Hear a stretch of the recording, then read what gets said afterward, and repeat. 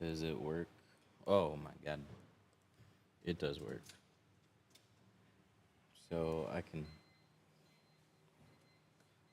click that. I need headphones. And then I can click this. And does it work? We got this. Oh, shit. It's the old version. This would be, so we can throw that in a can. This is new version. So we got a BMW. Let's make sure chat works, that works. And then, I'm guessing this works. Sounded like it. And we'll go from there. First, we got to change out our water from yesterday. And I also want to make sure that this is running clean. So we're going to empty the spray tank and pressurize it.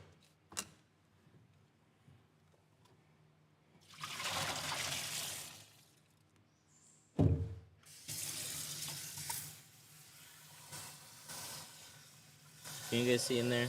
Does it look clean? What do you think?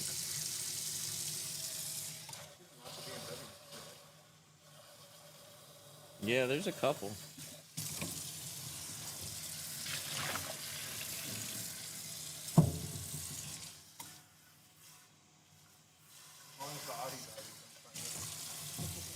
Yeah. I'm much more okay with this. Alright, so we're going to let that fill up. And then I'm just going to run it and check. We should have clean water.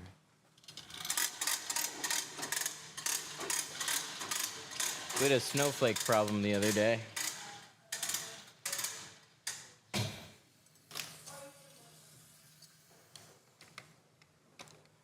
turn off some headlights.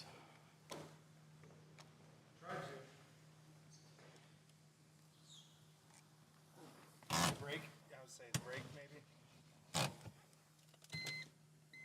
Feels broken. Oh, it does the parking light. I think it's just the low beams will stay on. Yeah. Those.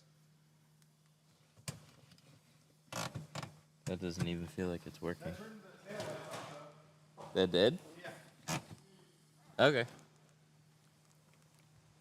Oh, we were just trying to keep the headlights off.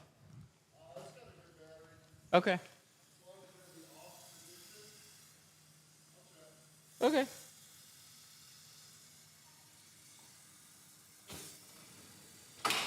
Almost full. Actually, full enough for what we're doing. So let's add some soap. 1 ounce. 2 ounce. How bad is it? I gotta take it to the junkyard or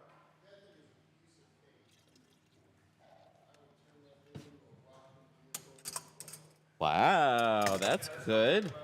That's like every mechanic that he talks to about his Altima is like, ah, shit, you gotta replace the entire car.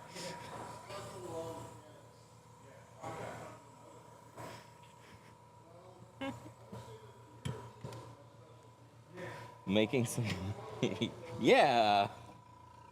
We're pressurizing it right now. Is that how you do it? Give it a little shake, and then we'll run it through.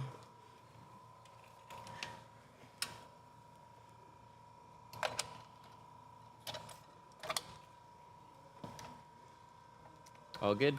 Yeah. Okay. So I took a picture of the package and sent it to him. Okay. Oh, somebody, did you see the one of the gallon that broke? Oh, huh? Did you see the new one? 2 gallons leaked. There's but they got delivered, and because they were sealed in the packaging, nothing leaked out, but we can do a damage claim on those too. Yay, fun. But you got paid from the one claim. Oh, really? Oh, good.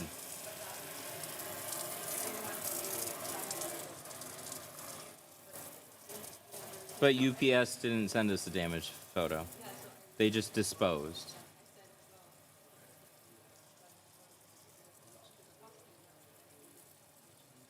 Yeah. So they're probably just going to say, oops. But yeah, check the emails too. You'll probably find one. I don't think it was a dream. But it might be marked as open. I'll have to then double check if you can't find it in there. So we're going to just see. Just want to see if this is clean. So it's cloudy just because there's a bunch of air mixed in there. But if I let it sit for a little bit, I just want to check. We replaced our water the other day. I ran it through, and I was just getting a bunch of like soap scum bits, and that was annoying.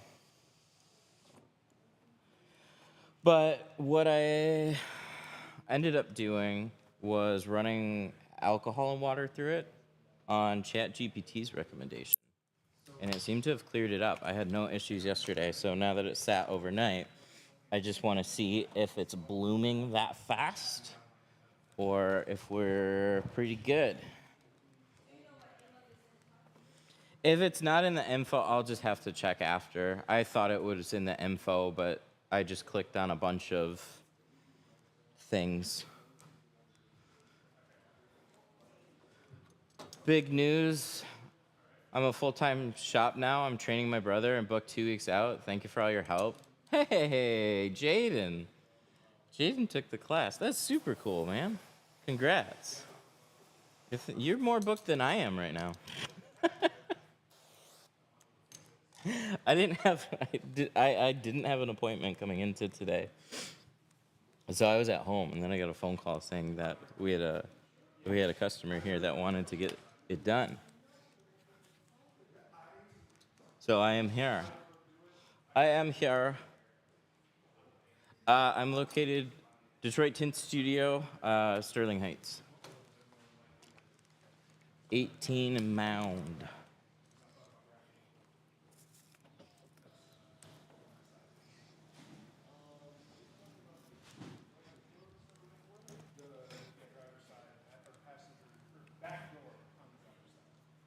Oh yeah, I'm gonna put a bandage on my arm too, so I don't get asked about it. Okay, so that's this side. Let's check our water.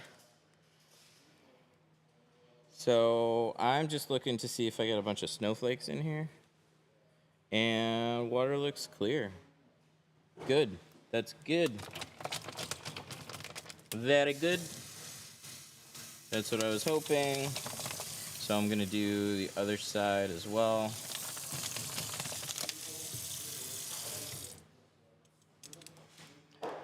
But if you leave your soap sitting in a spray tank and in hose reels and you're never rinsing it out, eventually it's gonna build up. So that kind of stuff has to get cleaned out. But I was just surprised that all I've ever had to do is rinse the tank out, not anything else. But I'm just running water back through it and then with soap, and then I'll let this one sit and we'll check it. Break time over. Welcome to the fun. It never ends. Unless you don't have any cars booked.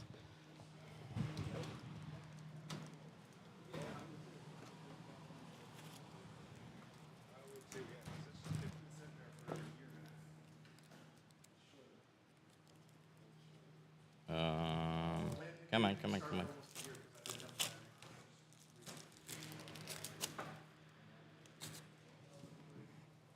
There we go.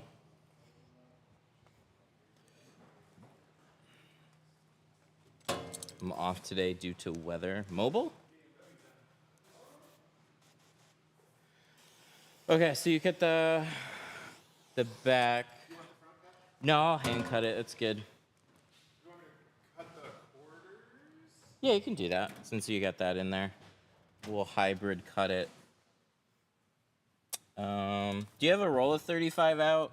No, I didn't grab it. It's in there. To the left, to the left, to the left.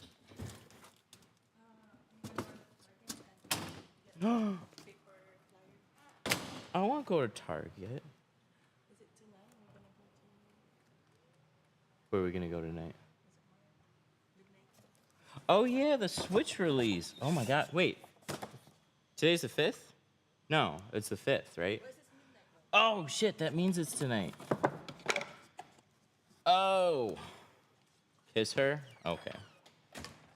They said kiss her. Ew! Ew, gross. Love you. No fun. Wait, might need to order the paper thingy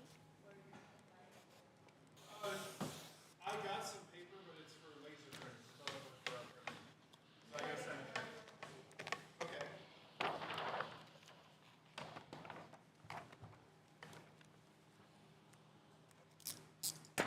I want to go to Target. Turned the air on up front. Oh, okay. Oh, yeah. It was like 78 up there. You saw me sweating. I was like, man. Yeah, it definitely should have been flipped. I forget.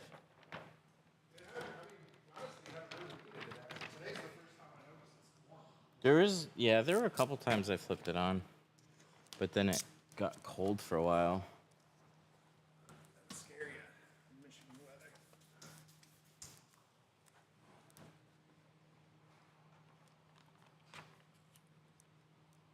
All right, so we got 2 pieces of film.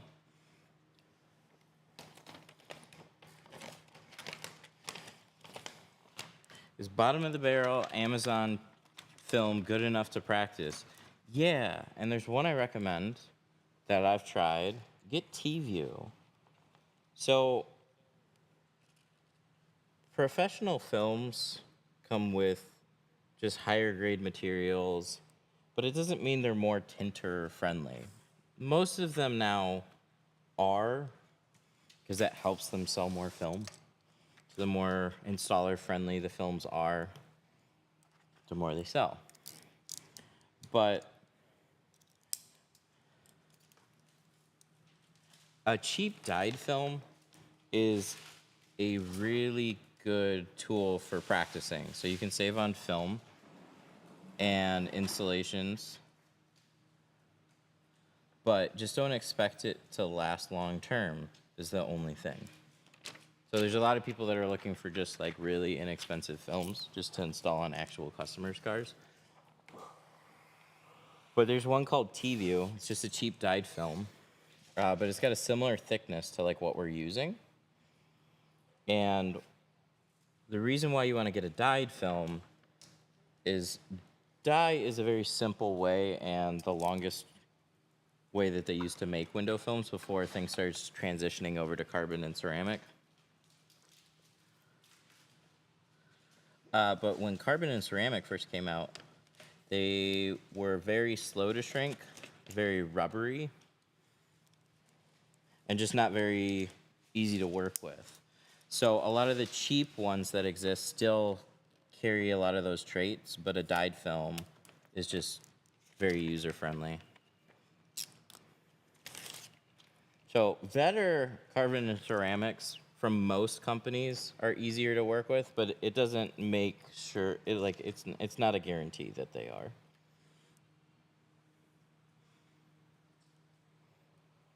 Oh, T-View. Yeah, T-View. Like literally the letter T and then view. I should have drawn that with like a quarter pro.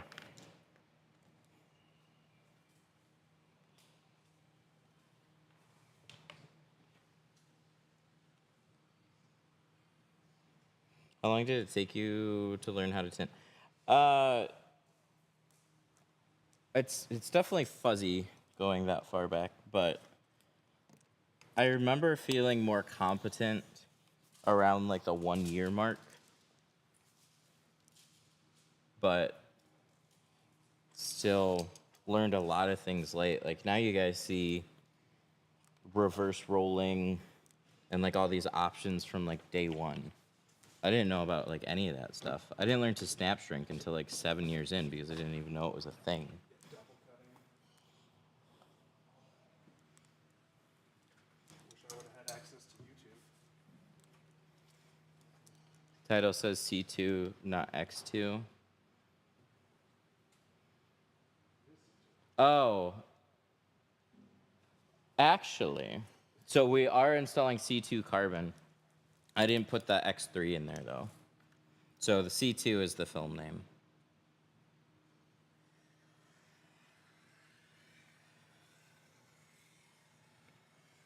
So cut these out together.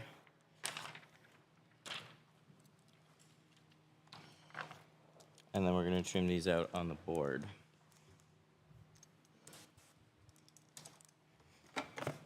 I was worried I left it the title from yesterday. I've definitely done that before.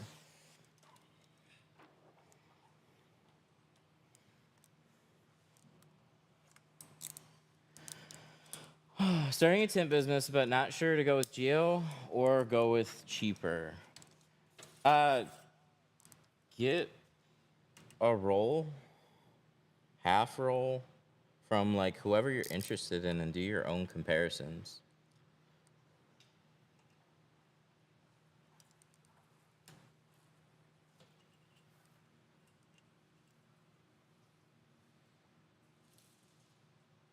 So I use what I've liked, but I've compared it to a lot of different films and talked to a lot of different companies.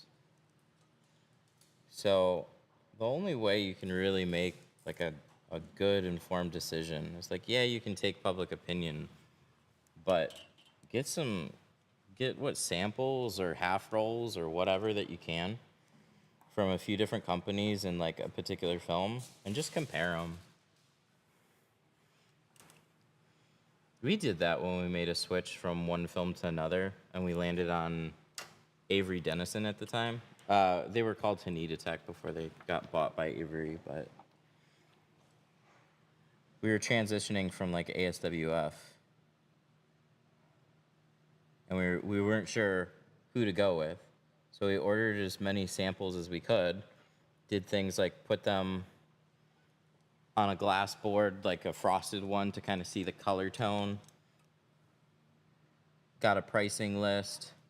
Actually did installs with that film for like a week. That's really how you can make a good informed decision.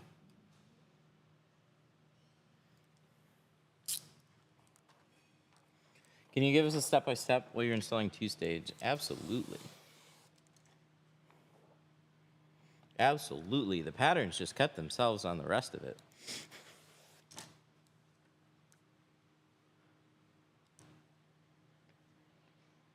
Are carbon films harder to shrink? Depends on whose carbon film, and it depends on what you're comparing it to. Like, is carbon harder to shrink than ceramic? Well, it might be. But if you're talking about GeoShield's films, no, they're all very consistent.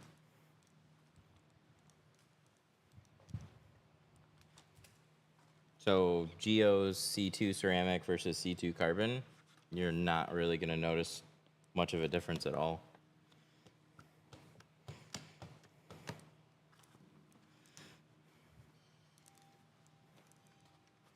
Now I'm 2 years in and I have a shop doing 6+ jobs a day. Damn, nice. That's sick, man. How long did it take you to where you were doing one job a day?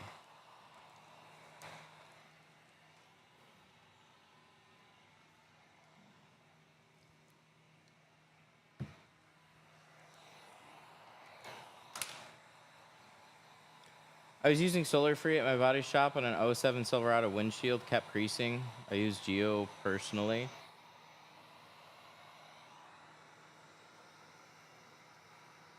Were you using Solar Free before Geo? Is that what that was? Or you're using Geo and then you tried to shrink somebody else's film and that was a pain in the butt? Okay, we'll shrink and install one door at a time.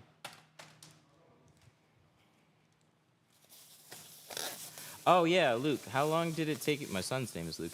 How long did it take you to get to like one job a day? I know a lot of people would be wondering about that.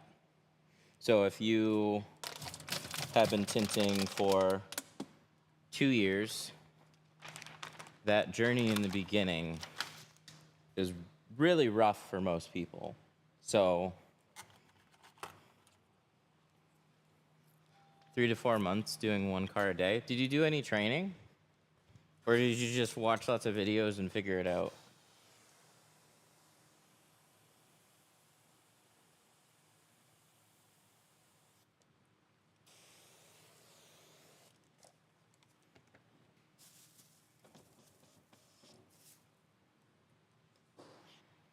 This is like halfway. I'm like, the camera's probably really good for you guys right now. But like, I want to be like here. Let me get my stool.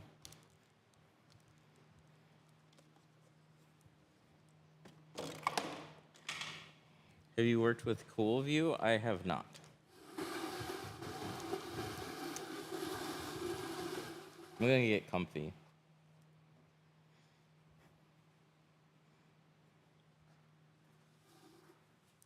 Here we go.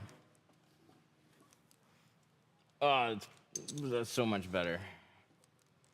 It's like too short or too tall for my regular stool, but this one's like perfect. What blades do you recommend? So for scraping, you can use whatever blades that you want. When you're actually cutting out the patterns, we have a couple different ones. We have a stainless blade, and then we use a carbon blade for the top. The carbon blade is in this holder, and it's a very thin carbon steel blade, so it just snags less, really good for top edges. Really good combo.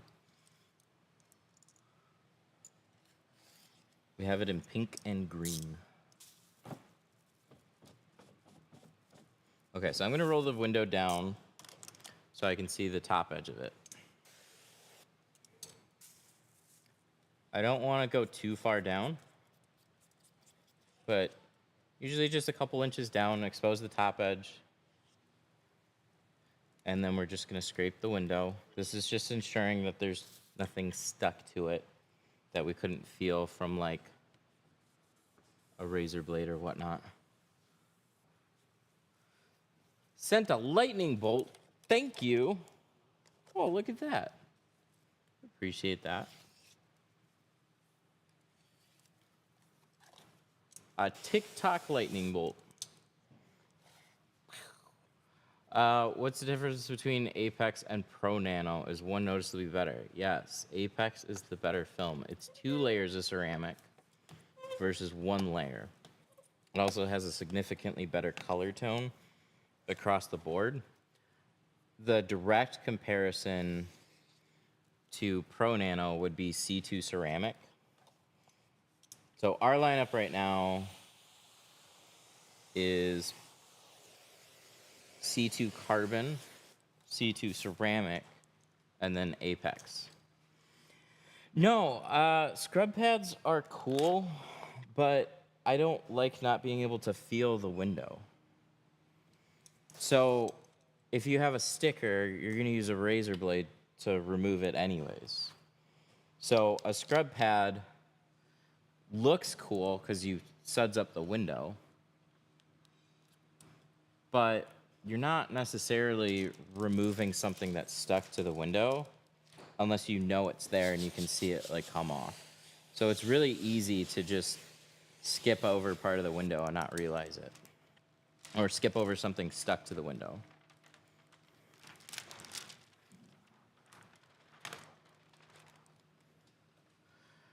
Just ordered a roll of Apex and noticed Pro Nano is labored 2 mil labored.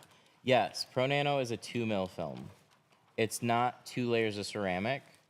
It's one of their longest existing films. Most of their other films are all 1.5, and then Apex is a 2 mil ceramic, and Pro Nano is a 2 mil ceramic. Not to be confused with ceramic layers.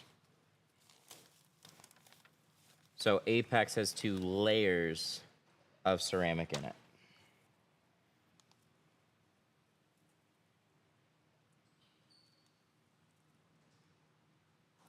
So we want to get this top edge as close as we can. Yeah, so to break down their films, C2 carbon is this right now. No ceramic layers. It's got carbon, and that carbon darkens the film, and the carbon is what adds some heat rejection to it, because carbon will naturally block out some heat. So the darker the carbon film, the more heat that it's going to block. Ceramic is a very light material. So when you have ceramic, that's what blocks the heat. But there's also, sorry, one sec. Oh, there we go. That's what I wanted. That's what I wanted. Ceramic will block the heat, but it doesn't darken the film enough. So they need to add either a dye or carbon to make the film darker. So C2 ceramic is the same C2 carbon with a layer of ceramic in it. I'm gonna feel a little burr here. I'm gonna change this. So let me run and go grab another card.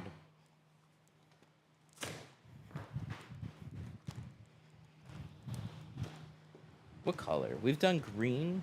Let's grab a blue. We haven't done blue in a really long time. So let's just do blue.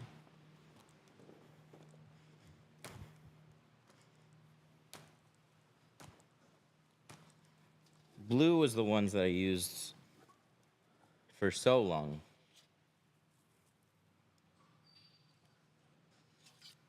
They have a smooth it tool. They'd really recommend not sanding them. I can explain why, but what were we talking about? C2 ceramic is the same C2 carbon film with a layer of ceramic in it. Pro Nano is a ceramic film with dye in it to darken the film. And then Apex, their top of the line film, is the same C2 carbon / C2 ceramic heritage, but they have 2 layers of ceramic instead of 1. So it's like double tinting your car in ceramic. Do you have a business page to teach people? You're on it.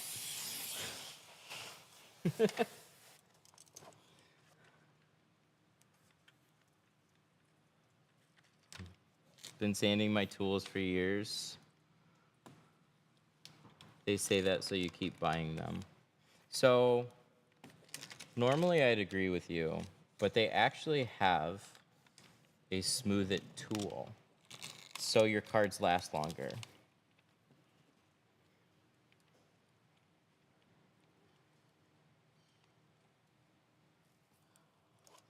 I think for squeegee blades, you're 100% right. And the cards, I don't think you're wrong for sanding them. If it makes the card last longer for you, then you're not hurting anything. But I talked to the owner of Tri-Edge, and he is very much an inventor, and we'll talk your ear off for hours about how these things get made and little design choices and manufacturing processes, and it's really interesting overall. So I know way more about these than I ever thought I would. But these are a little different because there's a little micro texture. That's why they're not glossy. And instead of sanding it down and wearing material out, they have a smooth it tool that I gotta locate because I don't know if I just keep it on hand. I tend to just throw it away and use another one, but I'll grab one. And what the smooth it does is with friction, it's supposed to smooth out those burrs without wearing out more material. So in between, like from one window to the next window, because the owner had the same problem. Like he would eventually get scratches with it, and that would annoy him, and he doesn't want to just throw away a card. So he invented the smooth it tool to keep the cards going longer. So it's not all a scam.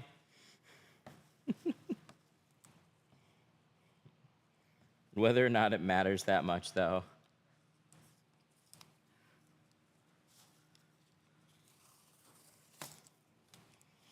Is there an advantage to taking the glass off completely? I mean, the advantage would be that you're not tinting against anything, but you need to make an actual stand for it.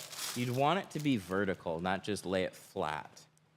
So like a suction cup mounting system. But the difficult part would then be reinstalling the window without scratching it. Here, smooth it tool. This is one I probably have to force myself to use because I just naturally don't use it, but we'll get one. So that's this right now. So there's a couple different fabrics that they sell. One's a little more abrasive, one's a little less abrasive. So this is from the words of the owner of Tri-Edge, Jay. He's super cool. To make these cards last longer without wearing away more material, he invented the Smooth It. The Smooth It is just a little thing. You take your card, and what you want to do is place it in here, go against that side, and go against this side. So what you're actually trying to do is not just this edge, you're really trying to take the fabric against the wall of the card itself. So you do this, and you do this. And if you do this more regularly in between windows, you're gonna keep these cards lasting a lot longer. So,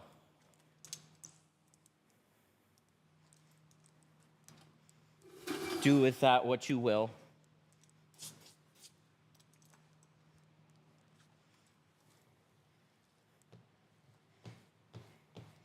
All right, so we need to shrink this one. Let's grab a heat gun.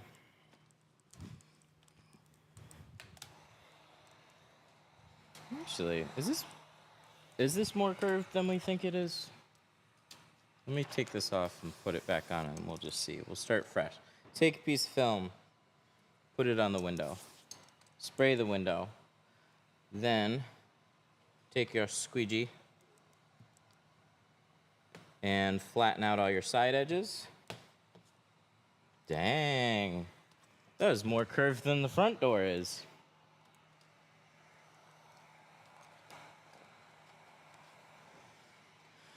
So if I see a finger this big, I generally snap shrink stuff, but I'm gonna knock this finger down a little bit. So we're gonna take our heat gun, we're gonna get some squiggles going on, and then start whack-a-moling this down.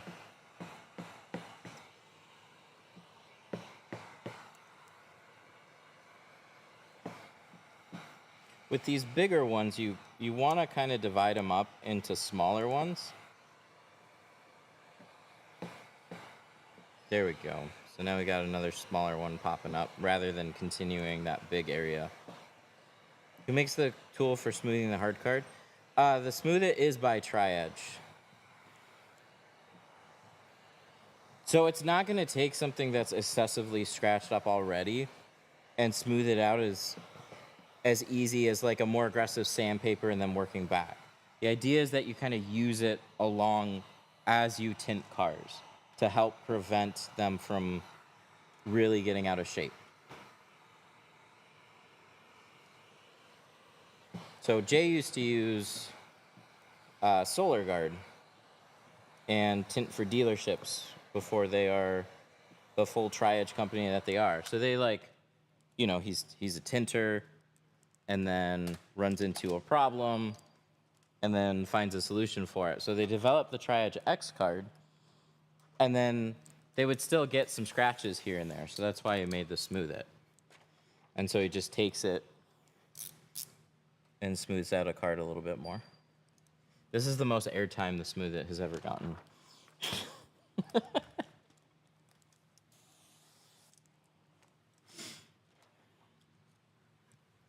I'll see, maybe I can force myself to use it more. I tend to get distracted really easily. I have a certain way that I do things, and I've been doing that for a long time. And then so I get into a mode where I'm like, I forget if there's something different that I want to do. And then I just default back to how I usually do things. That's kind of how I can stream and tint at the same time. It's like, for me, I used to be on the phone a lot while I was tinting. And then the tinting part was basically just muscle memory. So when I gotta use too much brain power and do something else, that's when I forget things. Smooth It sales right now. I'm gonna try and use it. But I've always been like that with the cards. I've always used them more than I should, and then I'll end up replacing them.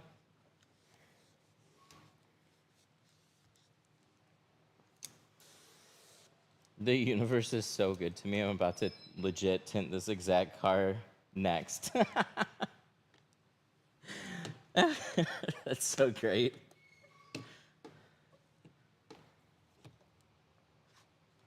Okay, Smooth It. I got the Smooth It. So we do this, and we do this before we, and then we throw it on the floor.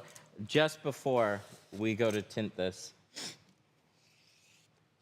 I mean, really, we should do it right before we dig it in, or like after we dig it through the seals so it doesn't scratch the tint.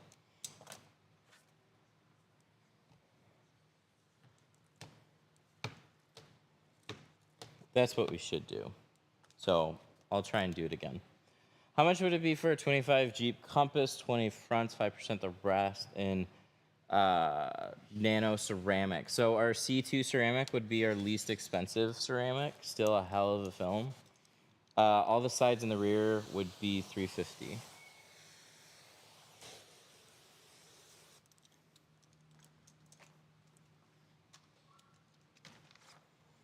Are there any cars that are annoying to work on? Yes. Yes, there are.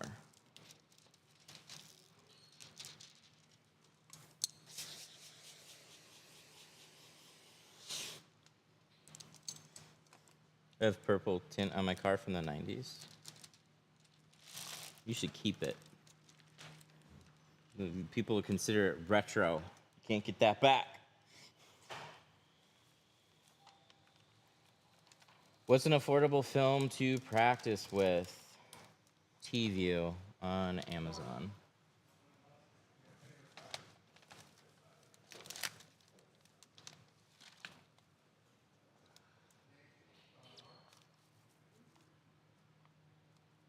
Line this up with the top here. Let's check the side, make sure we're tucked over a little bit farther.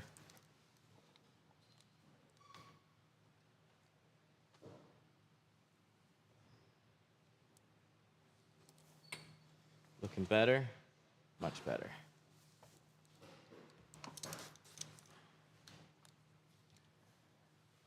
I'm looking for a high quality film. Any suggestions? GeoShield, that's what we're installing now. I wouldn't be installing a low quality film. Is that what you think? Okay, smooth it tool. Smooth it stuck in my tool belt. Smooth it tool's on the floor. Let's dust it off. But, I mean, I'm not really worried about it scratching, because I'll use these for a long time before they start scratching anyways. But as soon as I feel a burr, that's when I end up. Like so, in between passes, I'll do this. Because there's always dirt in those seals, so get in the habit of always swiping the cards off.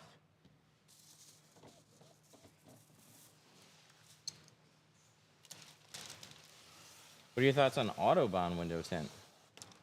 I haven't ever used it in person. I've heard a lot of stuff, so I kind of know where it comes from.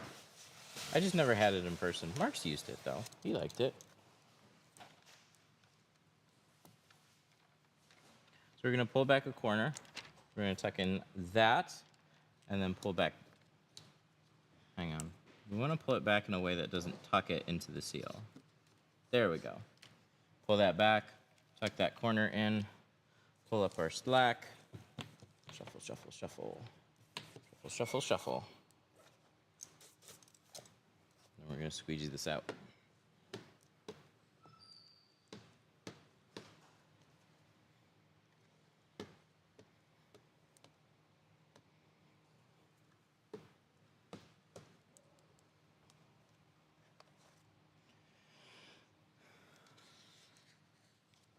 Is there any risk in tinting cars that aren't within the legal limit? That's up to the customers, and a little bit depends on the state that you're in. Some are just more strict about it than others.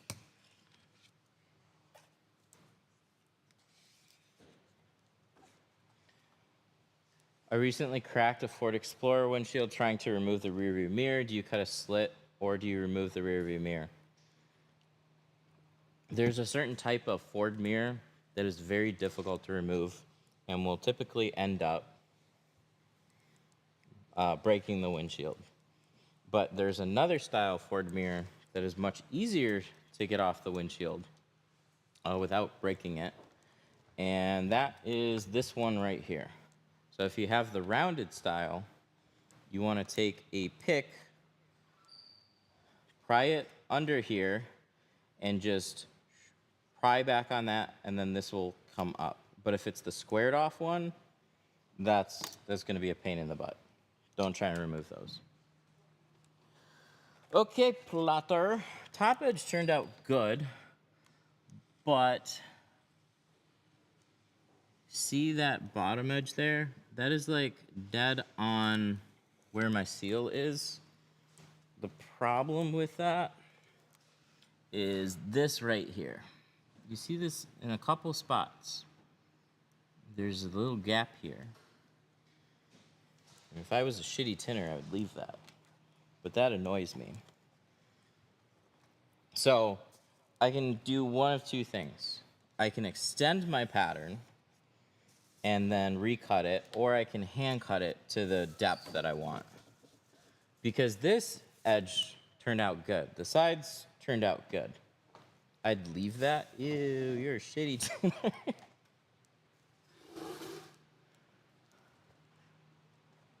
I don't like it sitting right where that wedge style seal is. But for a little plotter lesson here, let's go to our cut board. Oof. This is a 36-inch roll, and it just won't quite fit. Where is it supposed to be, 20? 20 on the rear. This is 35. So let's swap this out for a 24-inch roll. We're going to extend the patterns. Yeah, the back doors. They're like butt up with the seal at the bottom, so I'm going to show.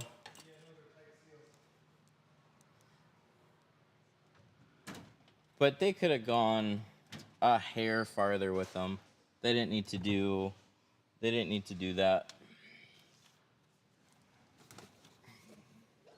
Here's a 20%. That's what we need. Plotter lesson, let's go.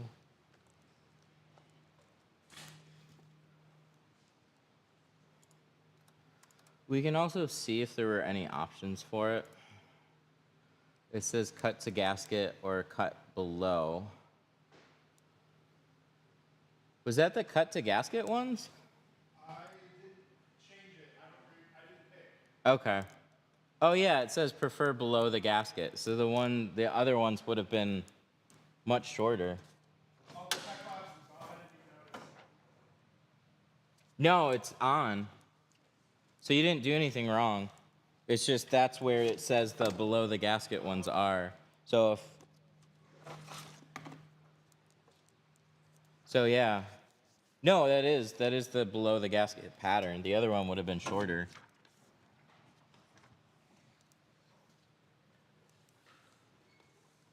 Must be a legacy pattern.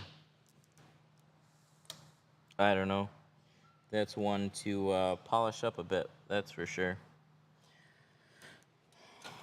So, we're going to put this, we're going to tweak that, and then we're going to lock this down. So, we're going to do one at a time. Go to the cut board, delete this one. So, this is my passenger door window. If I click on this up here, which is called Easy Edit, click on my pattern, I can nudge a mount. So that is in inches. We'll do 2.5. So we'll do 1/4 of an inch longer than that gasket right now.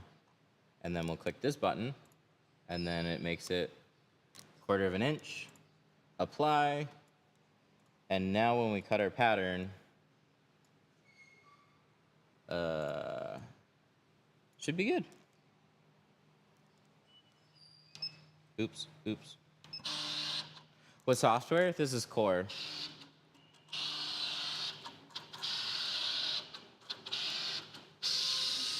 We're setting this up for a smaller roll.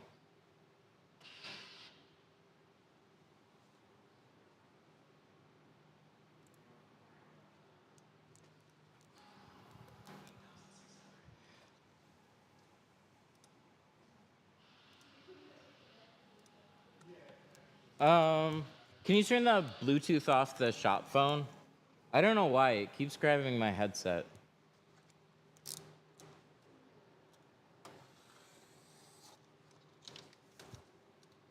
So, we will see. Did we do it? Do you do vinyl wraps? No. Do you have a partnership with Lumar? No. I don't think they like me. I made a video about Gila. It wasn't favorable. I'm just happy they let me keep a course subscription because I wouldn't be using software otherwise.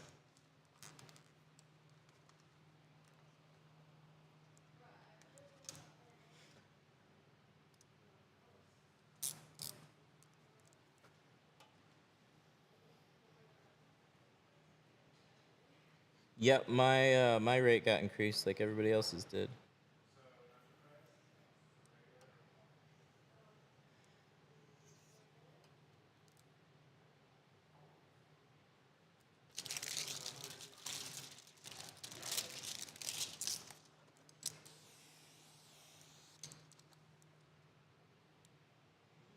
Okay, round 2. So we still got to shrink this. We got to go through all the steps again. We probably should remove this one, huh? So let's do that first.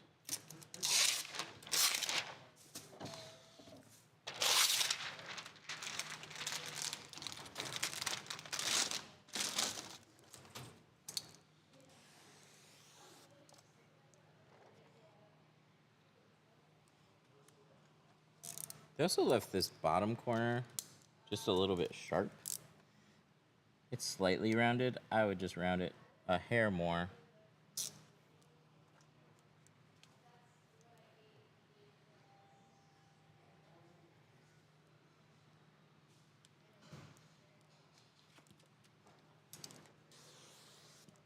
Oh, you're back already?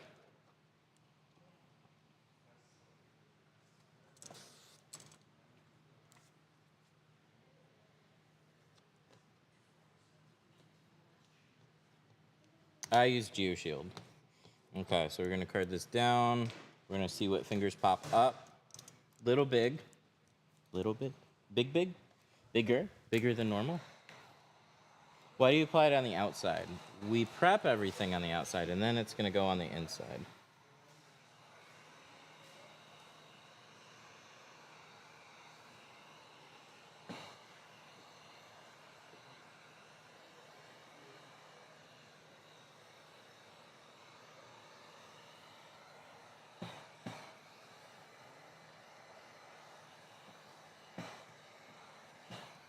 Little whack-a-mole game. Knock these down.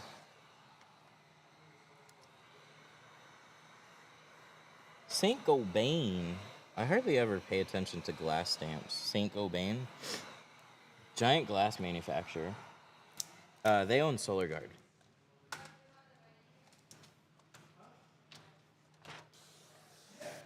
So somewhere in that company, somebody is sad because this is not SolarGuard film.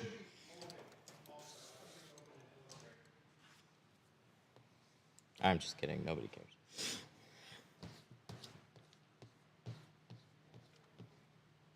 So we're just going to check to see if any fingers pop up.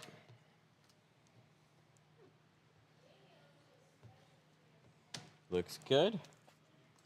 Sweet. Let's install it. So we already bladed the window.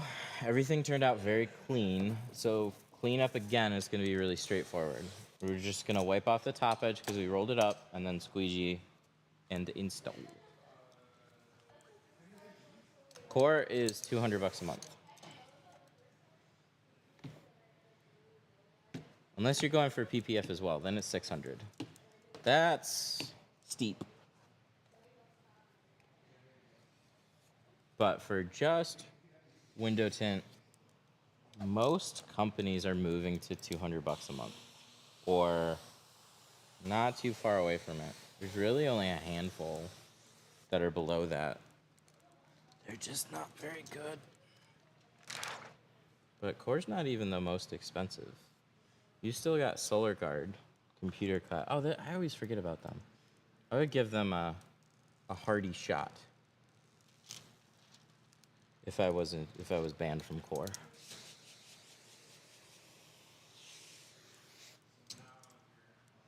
Where do you get your ceramic tint from? 313 tint. Bio. Check the bio.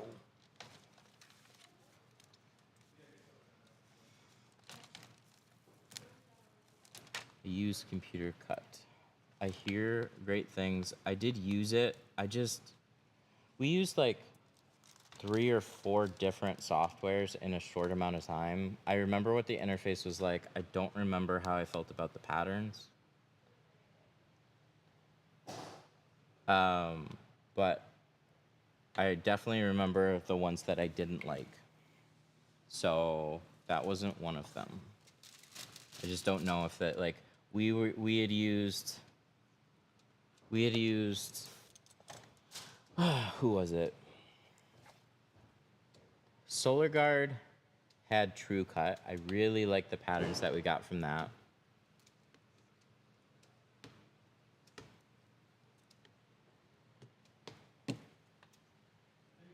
There we go. Looks good. What was it? True Cut. I've used Tint Tech. We used Film and Vinyl. We used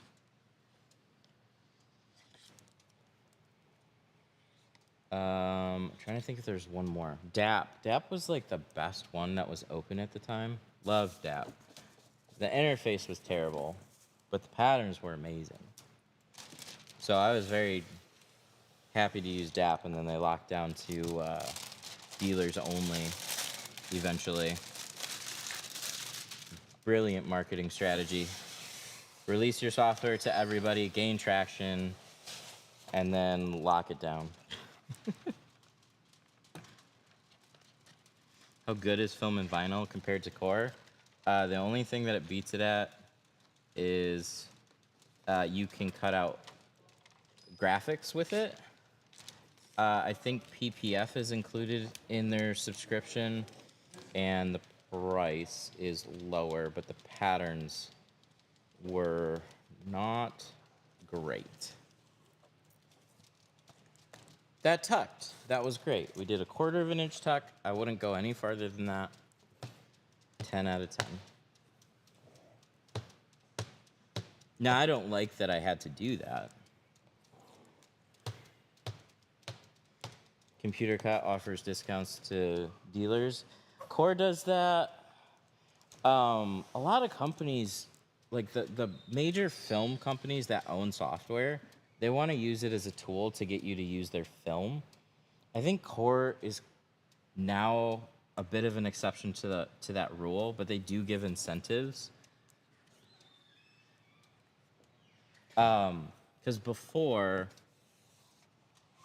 it was reformed as Core, it was dealer only after a year.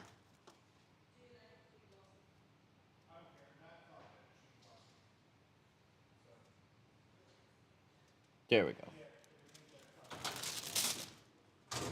So what was super frustrating was I'll use a software for a while, and then the company will do something and piss a bunch of people off. They'll either restrict it. They'll either restrict it, or they'll raise the price. I don't mind the whole raising the price thing as long as the patterns are really good. Ew, look at that. Look at that. That's why we use seal guard tape. But when it's open for everybody to use, and then they lock their software down. So some software companies would let us use their software for a year, not tell us that it's a dealer-only thing, but they'd try and get you comfortable with their software. They'd look at the calendar date that you signed up at, and we got blocked out of Computer Cut. No, not Computer Cut, sorry. It was Suntech software, TrueCut. But now it's Core, and it's back open to everybody. So what I hope is they just leave it open. I'm happy to pay more. I don't care. Bill me more. I'm not a dealer. Whatever. But when the patterns are that good, and you don't have any good alternatives, I just want some good alternatives that are going to stay open that I like, and if people ask, I'm happy to recommend. I hate the dealer exclusive bullshit. That drives me crazy. Thoughts on Expel software? It's great. It's just locked down to Expel. And then they still charge you as much as Core does. So if you are an Expel dealer, you're probably already using their software. But if you're not an Expel dealer, then you're not getting it.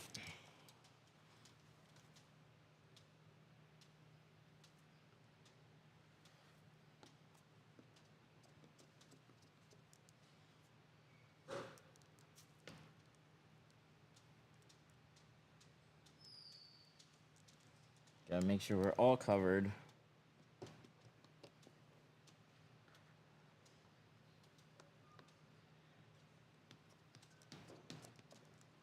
So some of these are cut by machine, and some of them are cut by hand. Front doors are cut by hand. All the back stuff was cut on the machine. We just get asked about both, and software's improved a lot. So I would pretty much exclusively hand cut doors, and so it just depends on the live stream. If it's good again, I'm gonna give it a fair shot. And so since so many people now use them, I can either choose to be part of that conversation or just not at all.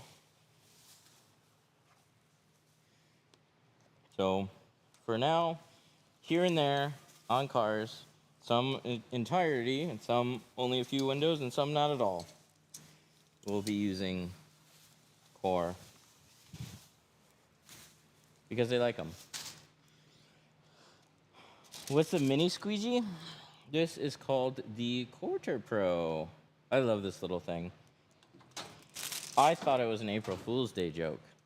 You can use a bigger squeegee for something like this because you got lots of space. But one thing that these are really good at is getting into these tighter spaces and squeegeeing it like perfectly dry. Something that even a turbo has a hard time doing. And then another thing I like using this for is I will put extra pressure along the stamp area. It does a really good job of getting extra air out and evening out all the lettering, not leaving any big water pockets behind. Or air pockets like, you know, like in this circle area, especially down in like the little BMW thing.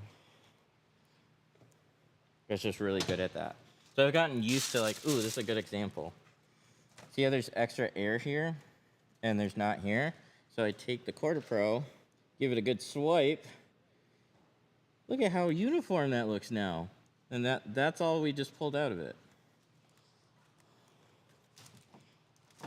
No! Let me in, let me in. Oh, that's fine, I'll just do it here. Give it a good swipe, and all that's gone.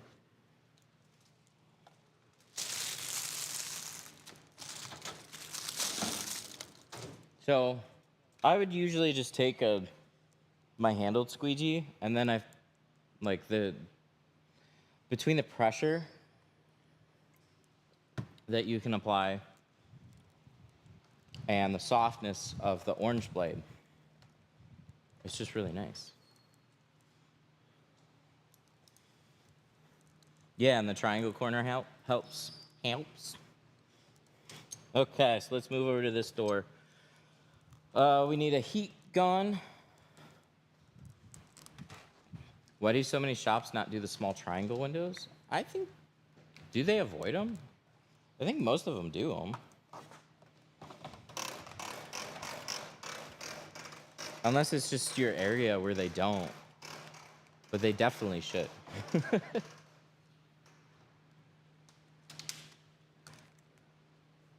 Is tinting over tint the dumbest thing you've ever heard? No, not at all. If the tint still looks good, to me, like, yeah, the better thing to do is just remove it and start with a new layer. But if the tint that you have is in good shape, it's probably gonna stay that way for a little while longer. And it sucks to have to pay for a full removal. So if you wanna save some money and just darken up your car, you're generally gonna be fine just putting tint on top of it. But nobody is gonna be able to warranty it, is all. So you have some shops that'll say they won't do it. I would absolutely do it. And I have a great time doing it. What brand squeegee do you use? Most of the time it's Fusion. They got really good squeegee blades. Tri-Edge just came out with a squeegee blade that's pretty good overall. But I tend to go back to just the one I like the best, and that's the hybrid.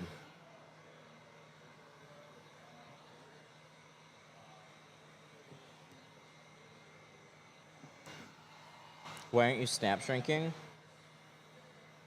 It's a good question. Sometimes when the fingers are a little bit bigger, I'll just do it that way and then work into a snap shrink. So what are you looking for? Just like, Well, I wanted to see, just because I saw the single shipment in the system, I wanted to make sure that it was set up properly and invoiced properly. A lot of times people fill out the POLs incorrectly, and we have to just fix them back in, so I just wanted to see.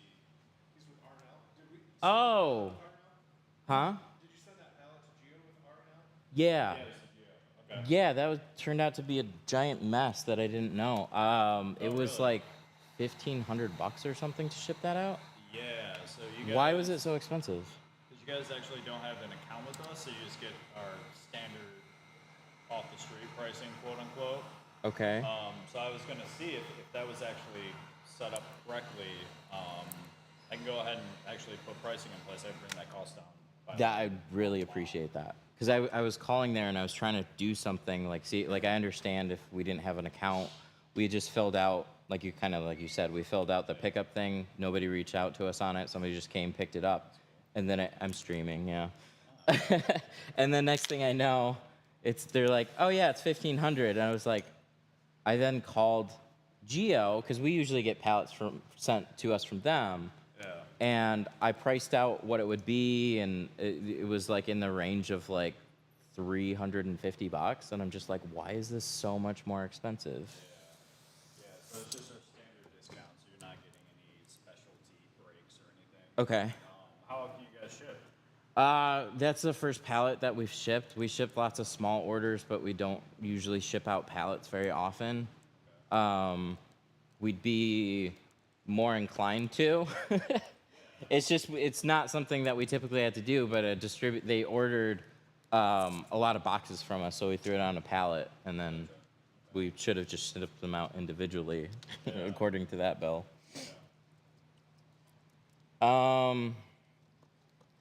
What do you need from me so we can get that going, though?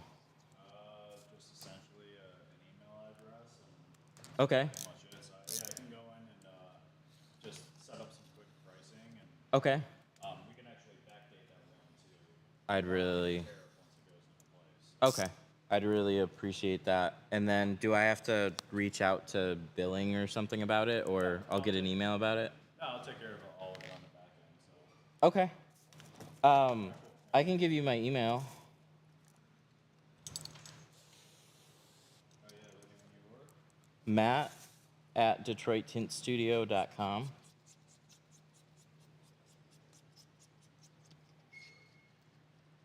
Two T's. Yes.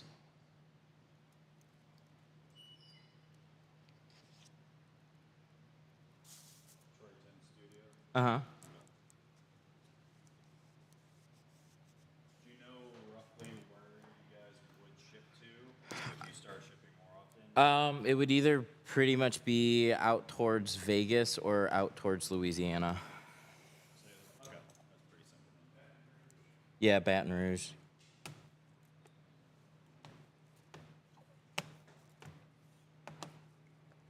Just like Vegas too. Yeah. Okay, cool. Yeah, let me get that in place for you. That should be a pretty quick turnaround. I can submit it and probably have it approved by the end of the day, and then yeah, we'll just backdate that invoice for you. Okay. About $1,000. Holy shit. Yeah. Thank you so much for swinging by then. Yeah. Because I was calling I her. saw it pop up and I was like, I gotta make sure this is right. I called in, I emailed, and then yeah. So thank you.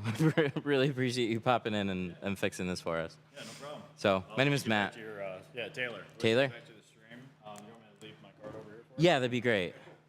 Thank you so much. Yeah, I'll follow up if I need any other info from you, but it should be a pretty easy process. So. Okay. All right, cool. Awesome. Yeah, reach out if you need anything else, and then yeah, I'll follow up later today or tomorrow. So. Thank you. Have a good one.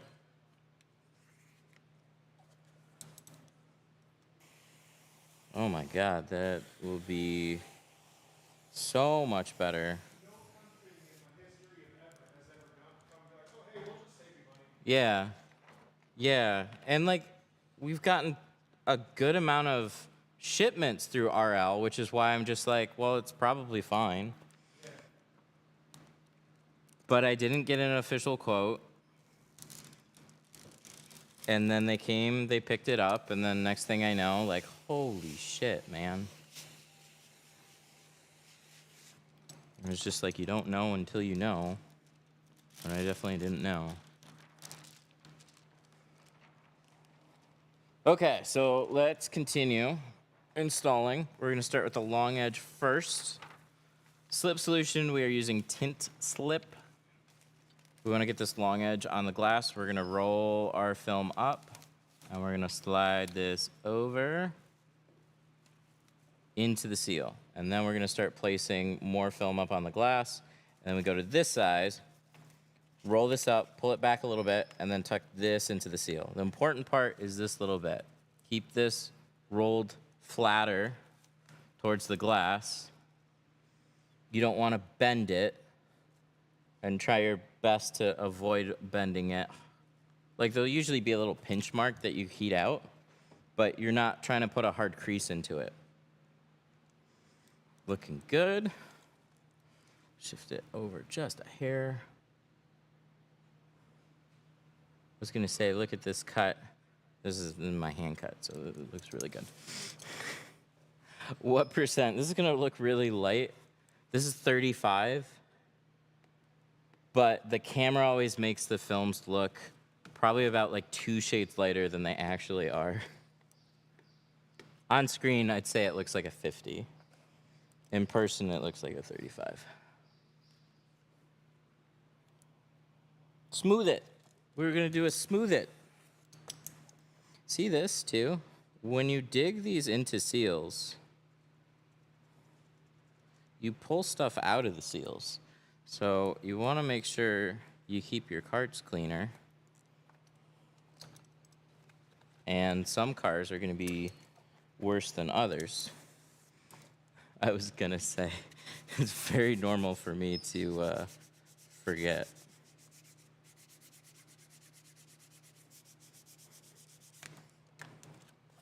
I'm probably just gonna keep replacing cards.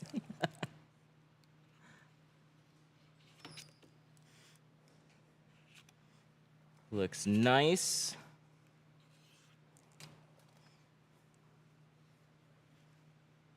We got no wiggle. We're gonna roll this up.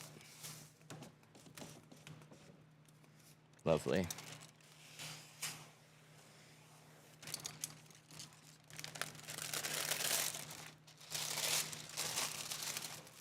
How does this smooth it clean the card? It's a fabric. So the idea is that it does it with friction.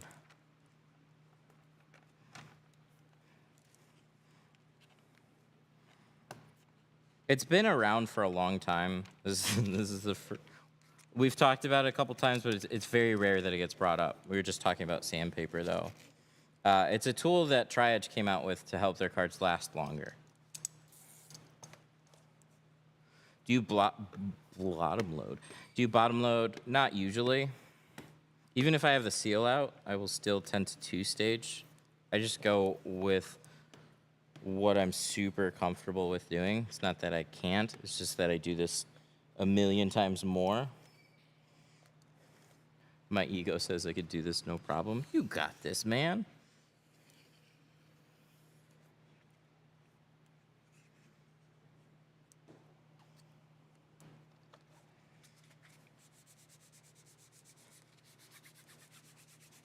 Is it easier? No, it's harder to install, but I don't have to pull seals.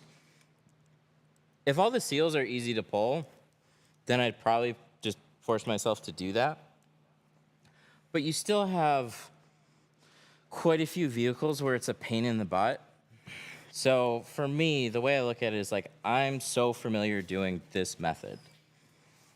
And to then go out of my way to pull the seal is then a little bit harder for me to do, just because I have to go out of my way to like learn on like most cars. And I just don't feel like that. So especially on what I would consider like easy cars to tint, a lot of those are easier to pull the seals on. So I just personally don't want to go through the headache of trying to pull somebody's seal when it's already easy for me to tint that door.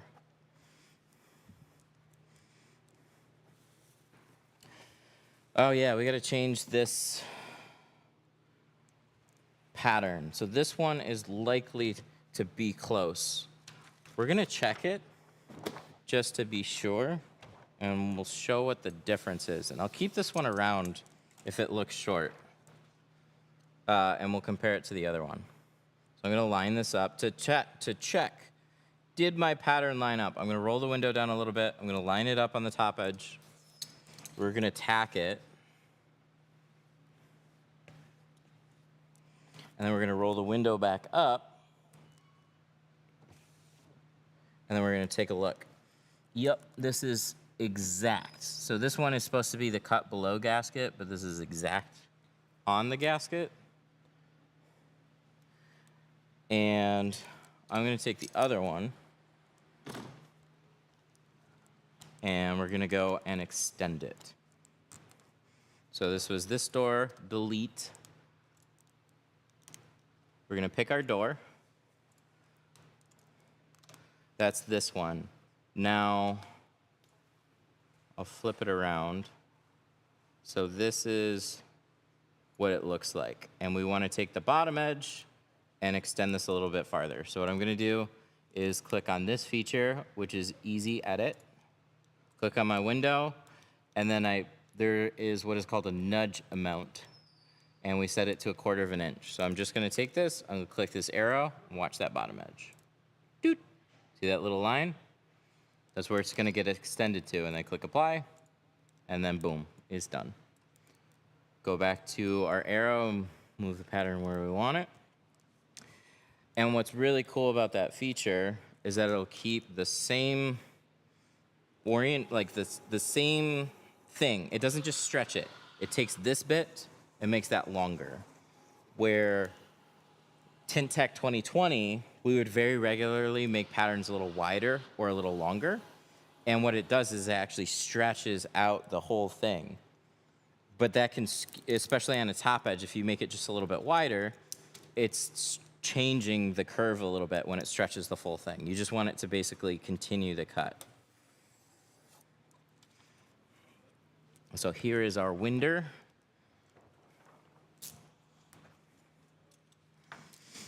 How do you cut an F-150 with the weird wavy base? That is one I'd recommend just looking up. There's definitely quite a few videos on it that'll help break that down. It's easier to explain when I actually have it in front of me.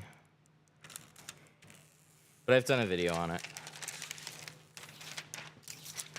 So we're gonna peel our pattern,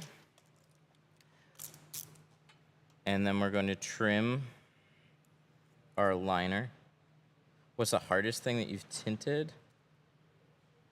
I had a utility truck not too long ago. I had a C6 Corvette not too long ago. I had a video on a Eagle Talon. I did a 92 Prelude that was kind of a long 5 hours. Nothing crazy. I'm at the point now where if it's in the crazy realm, I generally just decline it. Because I don't want to spend all day on a car. I just don't want to spend all day on a car. Unlike one individual car when you can do more than that or get something else done.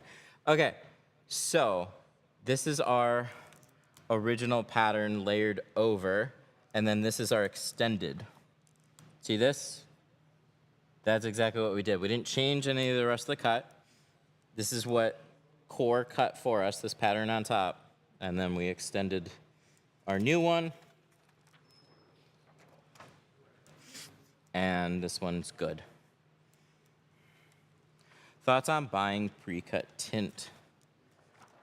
It's fine for like, if you want to just DIY something simple, like a couple doors. Makes it a bit difficult if you're doing a full car. Just because you don't have extra patterns. So it's a one-shot go. If you screw it up, then you gotta buy another kit. But it'll take the cutting portion out of it. And that's hard enough to learn on its own.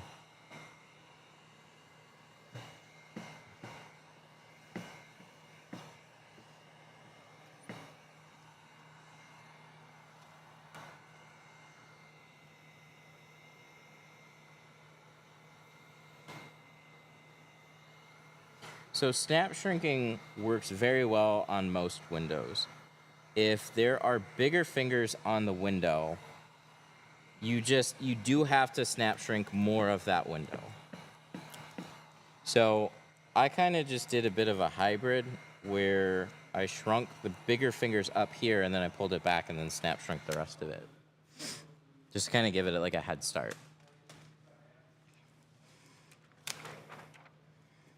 The goal is just to get it to fit the window, so however we do that is fine.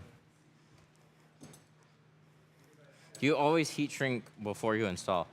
Yes. Pretty much every window.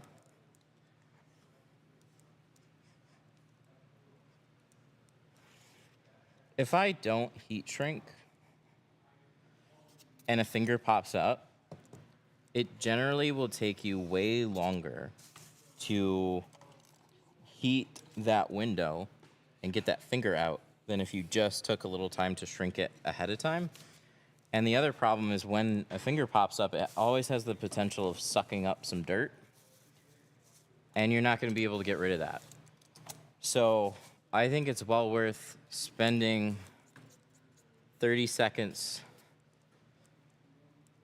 shrinking a door window than spending 10 minutes trying to touch up a door window.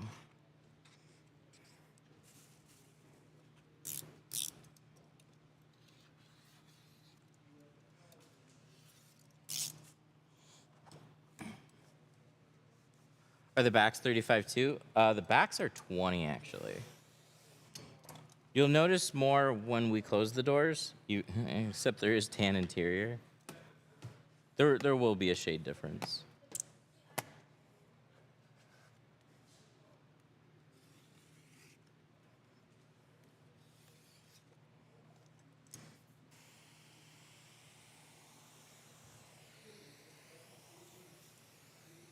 Coat our window. We're gonna grab the pattern, peel it in half.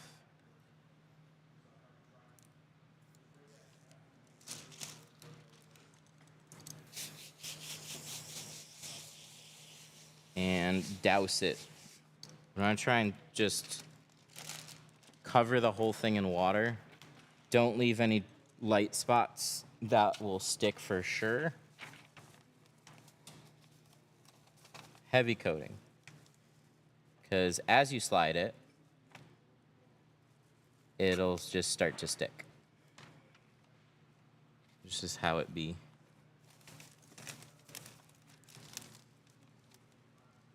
Shift it back a little bit.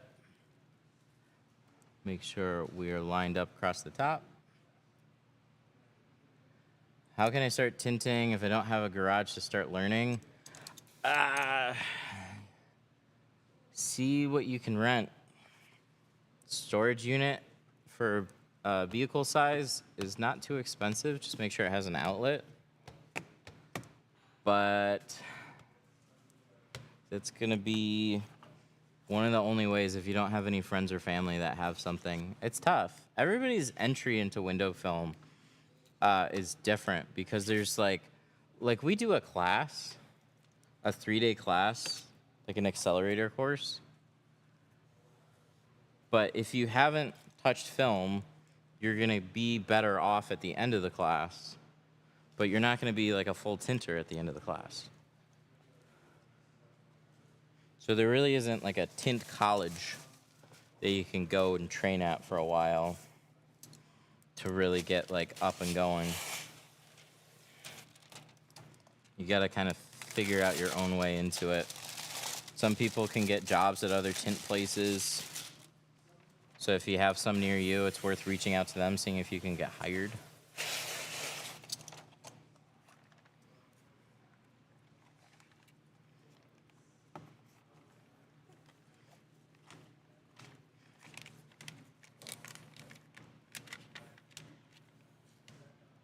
We would have a tint college if it made financial sense, but it just doesn't.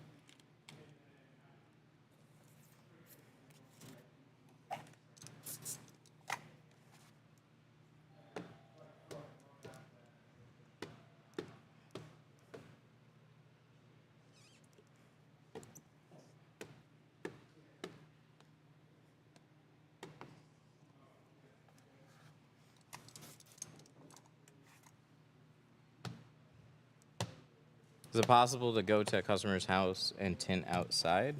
Yeah, there's guys that definitely do it, but you still have problems like the weather. So if you can tint, I'll tell you, like, I don't think it makes sense as a full-time thing to just go from house to house. or it doesn't make as much sense. What I would do, and this is what I did do when I was mobile, we would go to shops rather than people's houses.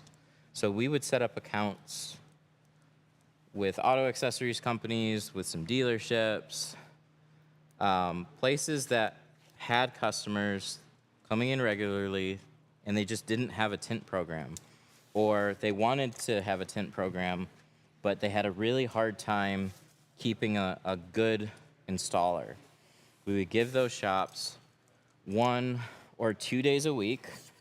They would book appointments on those days, which typically meant most of those places had anywhere from 1 to 5 appointments.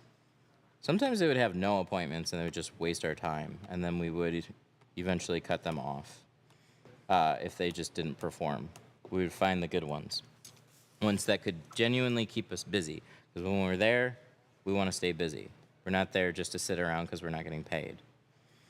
But we worked 100% off commission. We would come in, we'd do the jobs that they booked, and we would generally take home 75% of whatever they booked. We had minimum pricing guidelines because they would try and like, oh, this guy was going to go somewhere else. So, you know, I know we normally charge like $220, but I gave him a deal for $150. And it's like, well, no. You're now paying for his tint job because this is our minimum.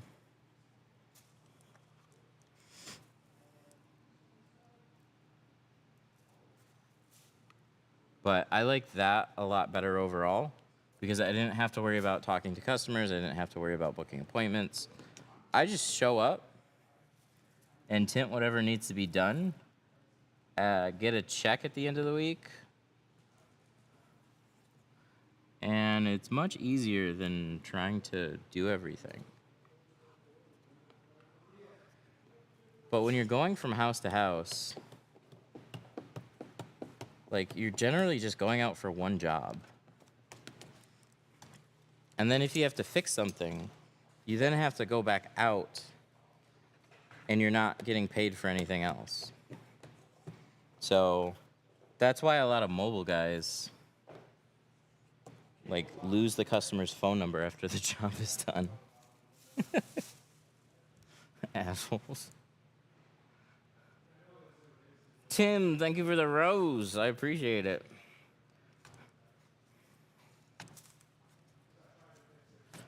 Oh my god, that's so stuck. Hang on. Seal guard. New seal guard. It sticks well.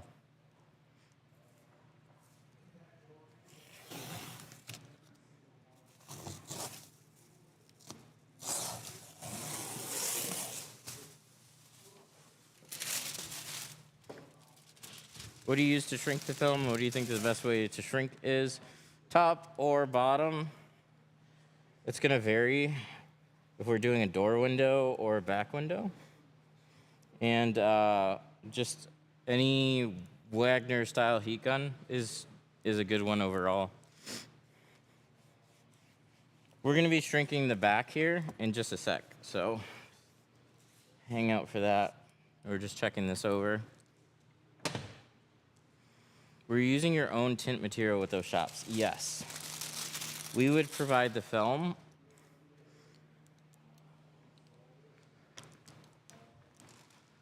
Honestly, we did that because we had more control over the film to carry something less expensive. I mean, less expensive doesn't mean bad, but like, hey, this film seems like it's fine, and then it's just an utter pain in the butt to work with.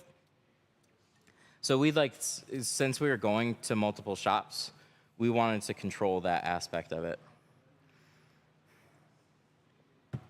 We didn't like some of the garbage that some of them were picking.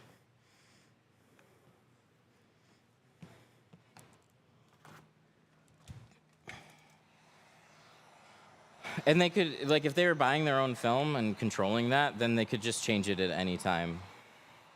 And then let's say something fails. Who do you think is then redoing it? Right? So it just helped keep all that stuff a little bit more organized and easier to do. But not all, like, mobile can be whatever terms that you agree with the shop. There's, like, that's the thing. Like, these places don't have any intelligence when it comes to that kind of stuff. They're just like, I just need somebody to tint these friggin' cars that people keep asking me about. Can you do that? And then you just work stuff out.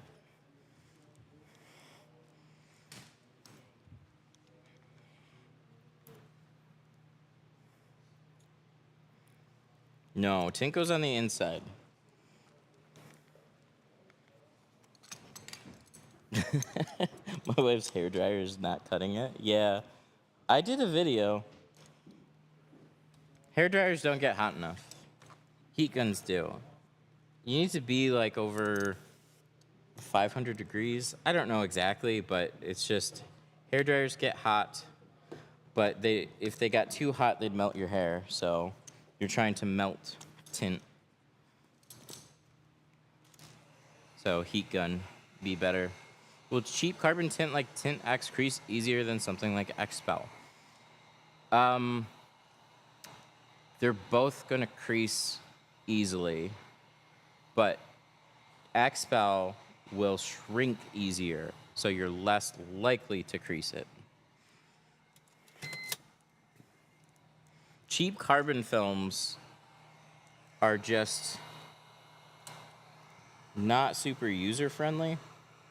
Same thing for cheap ceramic films. Something that we get asked about a lot.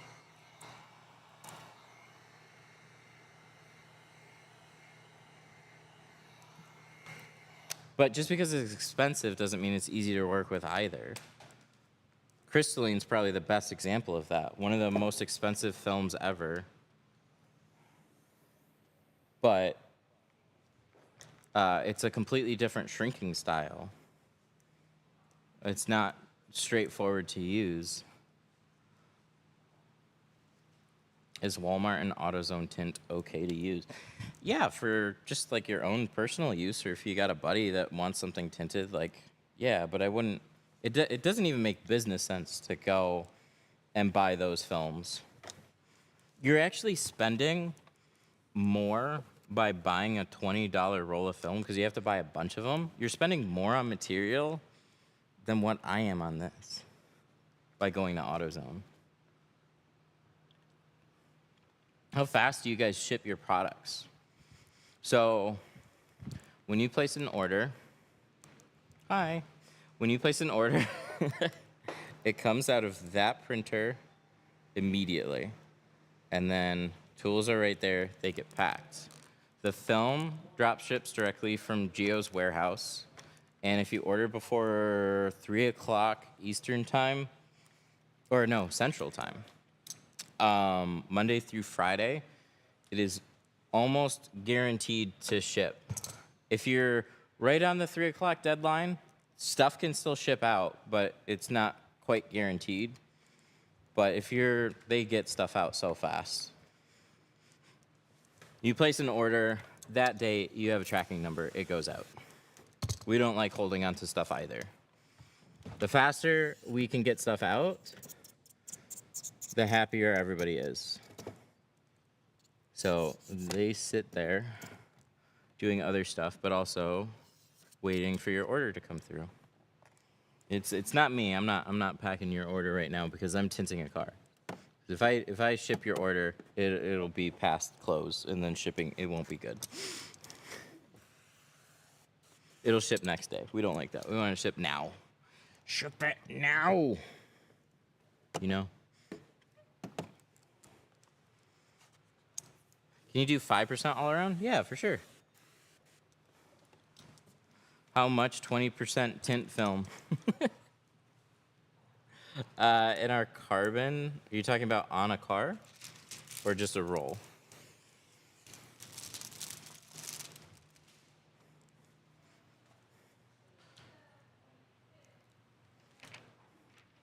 A roll? 313tint.com and you can find out all the pricing that you want. You can click through size options because that matters too. A 36-inch tall roll is going to be more expensive than a 24-inch tall roll. Yeah.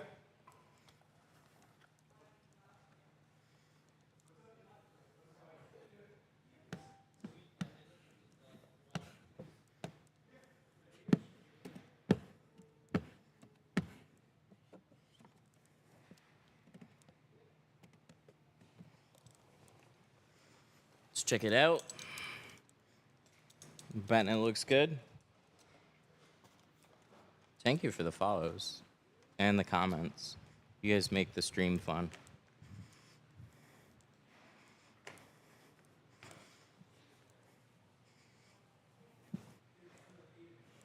Beautiful. What about all the water that just, it's not a speaker, but there is water that runs between. I don't like that. I've never liked that about it, but it's gonna be okay. It's gonna be okay. We have to use soapy water when we install. There's no way around it. That soapy water will dry and nothing's gonna get hurt. If something does get hurt, then we will pay for it. And we will cry, but we will pay for it. We will mourn for the lost, damaged vehicle. But I tell you, replacing stuff now is generally more expensive than what we charge to tint it. So if we were damaging stuff, we'd be out of business pretty quickly, or prices would just be 10x whatever. So it's okay. It's okay. It's okay. It's okay. Or otherwise, we'll just shut off the camera and you'll never see how this is done. If 35 over 35, approximately equivalent to 10 to 12, then what would 20 over 35 be? So I need to whip out a calculator because I don't remember offhand. But if you take 0.35 and you multiply it by 0.20, you will get your percentage.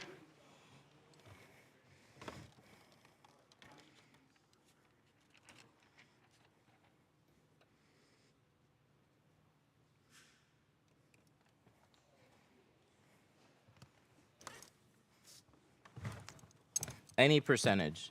You convert it into a decimal, which always makes it sound more complicated than it is, but you basically take the number. So 35% would be 0.35. 5% would be 0.05. And then you just multiply them.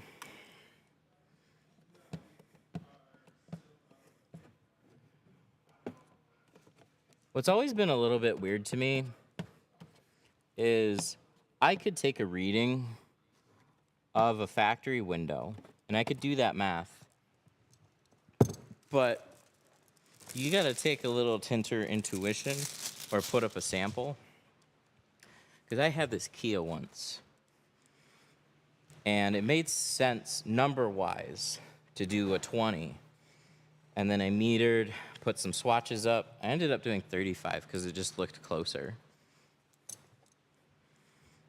So just keep that in mind. That's more for matching. How wide of tint do you need for most windshields? 36-inch roll is going to cover the majority.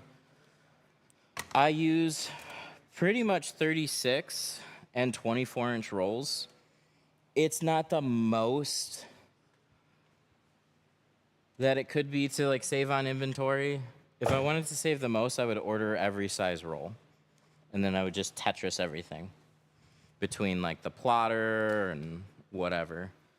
But I'll order 36 24s. Sorry, 36-inch and 24-inch. I'll take a 36-inch and I'll split it in half for your average car. These windows are a little tall, so I'll use a 24. I could use a 20 on these windows. That would save me a little bit more film. at least on the sides. But then it's another roll for inventory, so majority of the time I'm doing a Ram, a Sierra, or like a bigger SUV that's a little taller. You like ceramic tint? Yeah.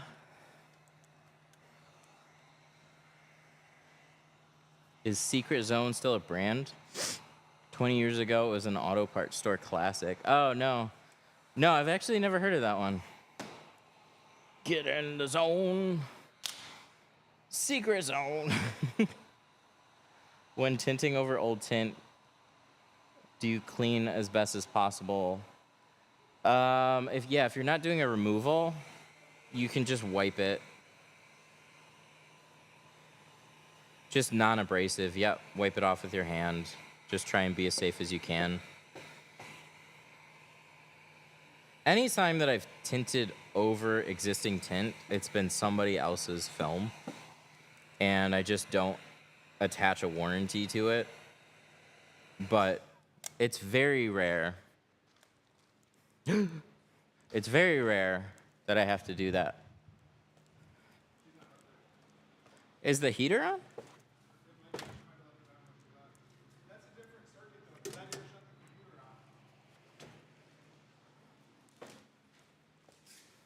So it's that and the fan.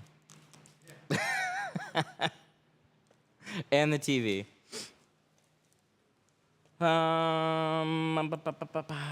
Oh, and it paused. What? On the computer? All right, hang on.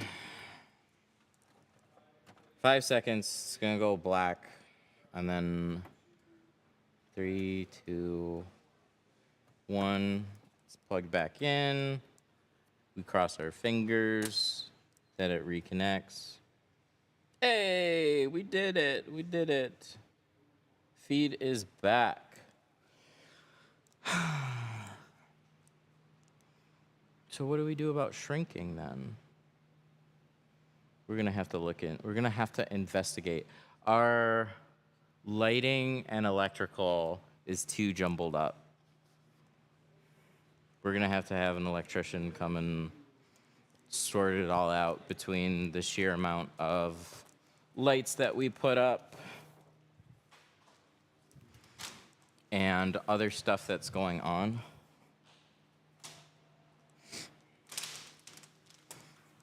How long does it take to do an average vehicle? An average vehicle like this without a windshield, a couple of hours.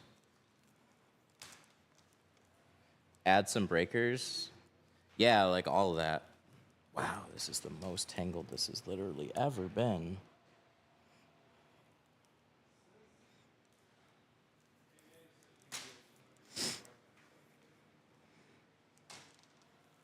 Will cheap carbon tint crease easier than expel? We answered that question already. They'll both crease, but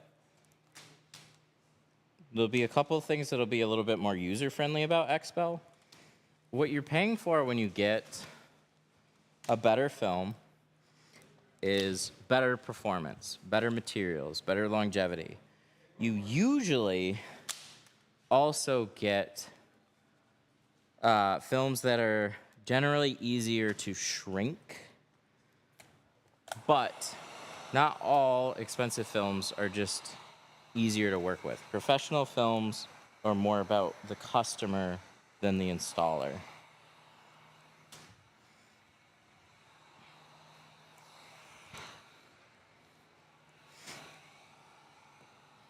Better ingredients, Papa John's, exactly.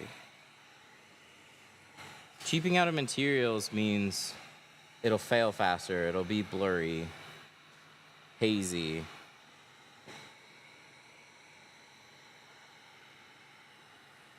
But if your average customer, if your average installer just had a hell of a time trying to install a new product, then installers would just gravitate towards the easier stuff to install. So that is definitely taken into consideration when they make film. They want to make it more user-friendly because that means more installers use it, they'll sell it to their customers.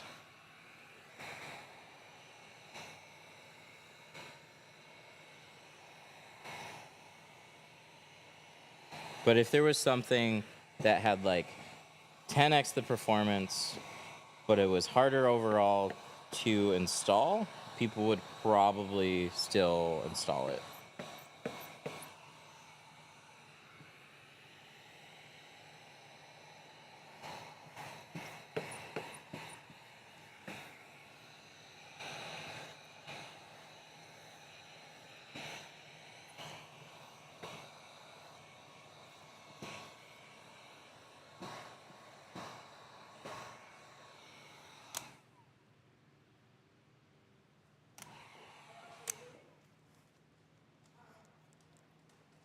All right. So we got this shrunk. We're going to pull it off the window, put it on the board. We're going to say bye-bye to our pattern that was too short. Bye-bye. We're going to grab a sprayer. Can I tint your Sprinter van? Yeah, for sure. Sprinter vans are cool. A bit of a project, but we do them. How long have you been tinting? 16 years?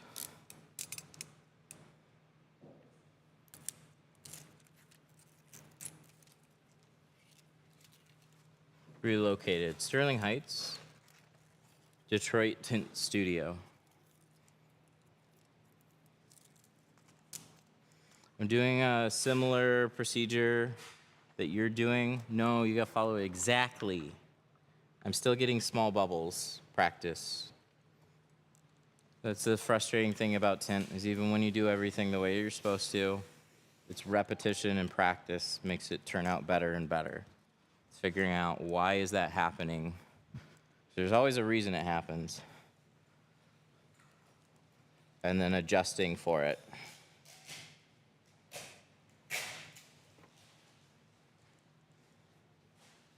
Do you ship to Europe? No, not right now. I'm sorry. We ship to Canada.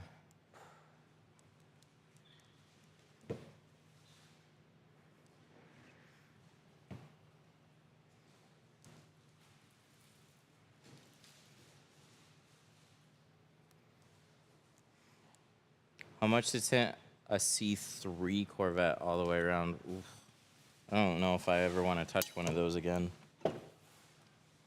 I couldn't give you a price right now. I don't even know if I want to play around with it. Is the C3 the non-open Corvette? So the back glass is like the other ones, but just the back hatch doesn't open. I had a summer where I did a C6, a C5, and then the one before it. At least that's what I think it was. It was the one that needed the hardware to be removed, and then I did a regular C6, and then I had another one that just had a top that didn't open. Mine is not flat like a hatchback that doesn't. Mine is not a flat glass. It's like a hatchback that doesn't open. Yeah, like the other ones. Yeah, so it's like a Corvette style back window, but it doesn't open. Yeah, that's a pain in the butt.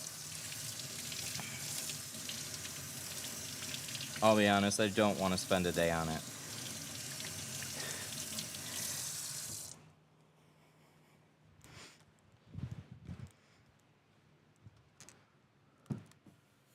So like the one that I did, it turned out great.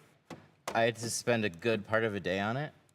And when you get the pattern cut and you're installing it, there's so much tension at the bottom that it wants to pull back off the window.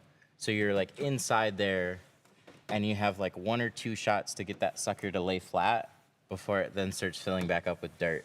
And if it just doesn't lock down quite right, after you spend all that time sizing your pattern and cleaning the glass and fitting it on the inside and taking the T-tops out, that's where it's just like, ah. Those situations are the most frustrating because it's like, I'm going to put everything that I can into it, and I still don't know if I'm going to get a great job unless I spend X amount of time and keep throwing patterns at it. Like, Ah, that's where I call it nowadays.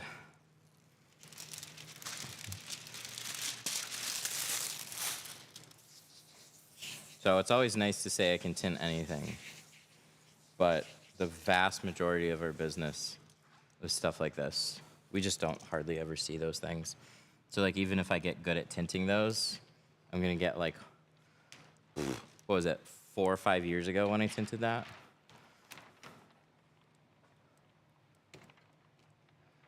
It just doesn't make sense anymore, unfortunately.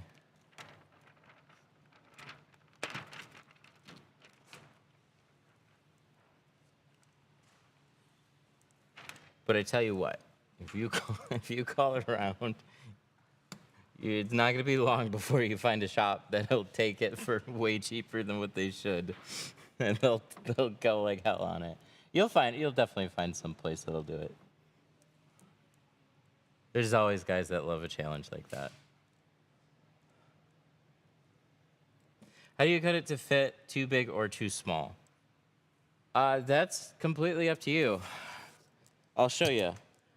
This was plotted, so this is the size just that it is. And then after I have it fitted, I could change the size for the next pattern.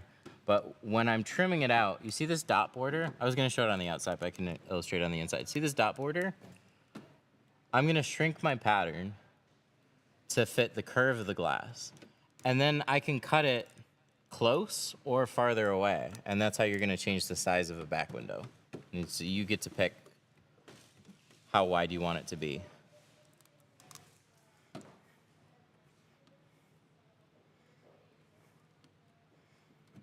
Oh, my thing. Ah, god damn it. No, it's fine. Like, nothing wrong with the car. We're playing around with stuff. I used this yesterday, and I want to keep on using this so I can get a good idea of how it actually works. That worked great. That ain't the good quality tint. What's not the good quality tint? This?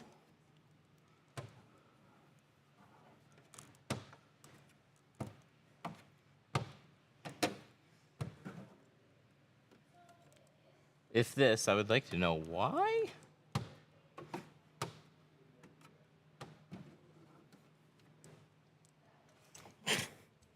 Back at it like a crack at it.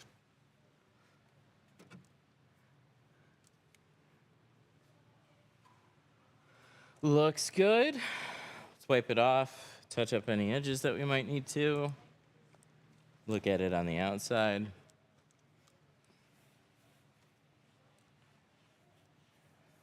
How much would you charge for Pontiac Vibe side windows? Is it, and I bet it's not, is it the back hatch with the hardware on the glass? Or is it the newer Pontiac Vibe with the really small back window? I've only ever gotten the older one. I've never gotten the easier one. But the doors are fine. There's nothing wrong with the doors. So 2 sets of doors. I mean, you might as well just do the whole thing at that point. We do front doors for 150, so 2 sets of doors would be 300. We'll do a full car for 300, so it just makes sense. We'll just do the whole thing.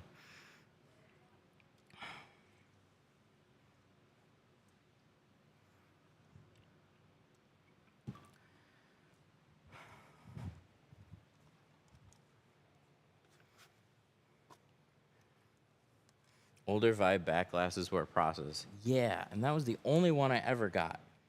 And I was hopeful. Anytime I had a Vibe on my schedule, it's like, maybe it'll be a newer one. Maybe it'll be, it never was. And then I'd drive around and I'd see the newer one. And I'd be like, why didn't I get that one? I remember one day I had a VW on my schedule. And I was dreading it like most of the week. And then I show up and it's a convertible VW Beetle. And I was like, oh. I got lucky. Have you ever given up on a car? Yes.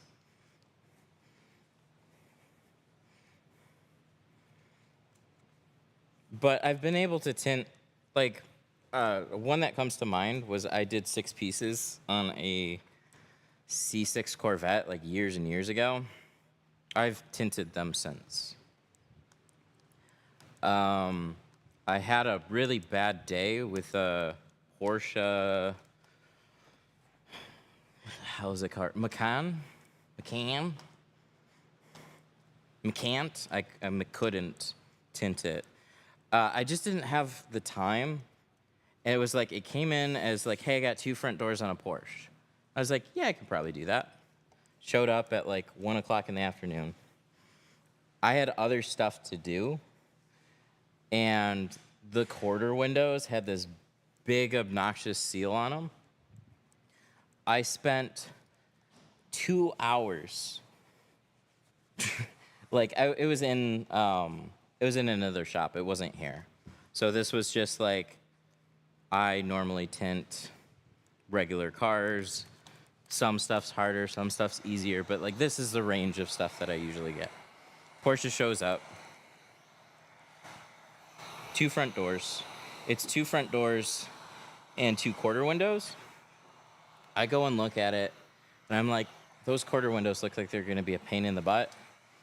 But I got time to do it right now, but then I got other stuff to do after. I spent 2 hours trying to tint those quarter windows, and it just was not happening.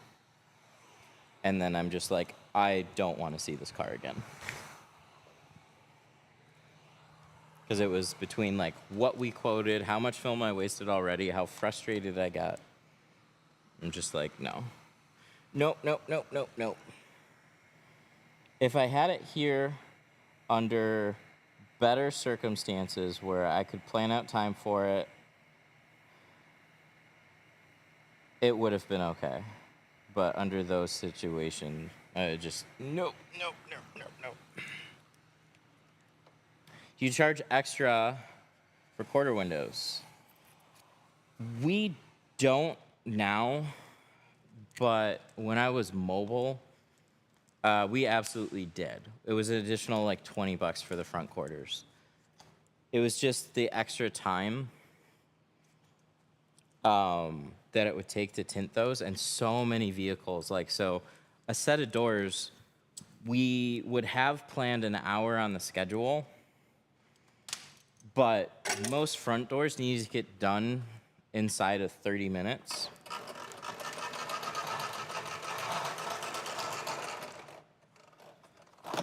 So there were just so many vehicles that was popping up on. And the shop wasn't charging any more for it, but it was just taking us longer for every one of those vehicles. And since we were doing wholesale prices, we had to charge more for that kind of stuff.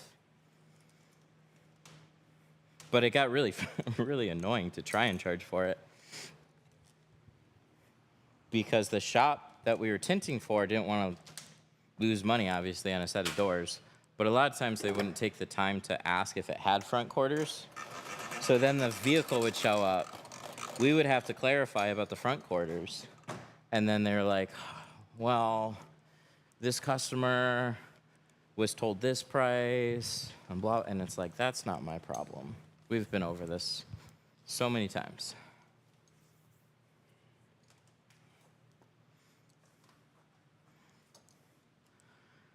Are you on telly by the firework place? What? Is telly telegraph?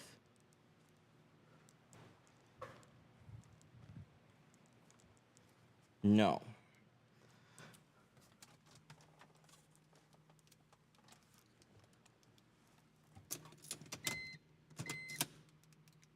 Why doesn't that lock work? Where's the button? That's missing.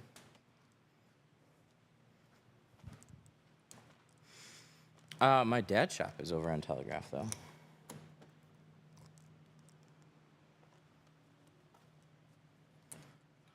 Okay. Sick shop, thank you. I appreciate that.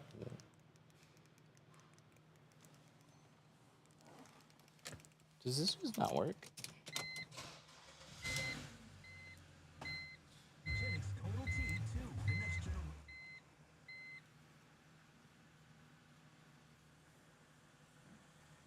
Okay, we good.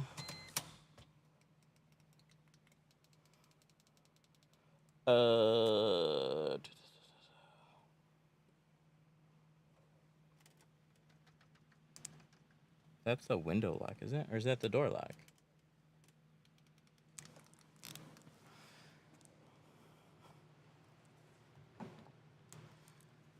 Hey, how do you unlock this thing? It's in the middle above the radio. I pushed it, it doesn't work. It's unlocked. This is. That one is. I use the key. Those are not. I mean, yeah, that's definitely the button. Were they unlocked when you pulled it in? To be honest, I feel like I used the key. But I know if you pull the handle. Yeah, it's something we want to find out. Okay. Thank you. But yeah, we'll find out. Because it's not working from the key and it's not working from the button, but there's screws off the door and whatnot, so.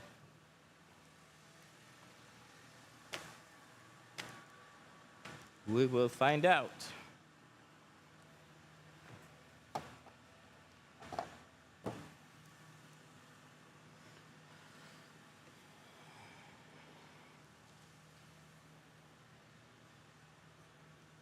Looks good.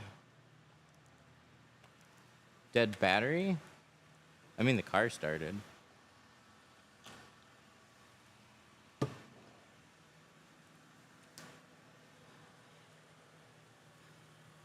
The guy's a BMW mechanic that owns this, but we'll figure it out. We'll see what's going on.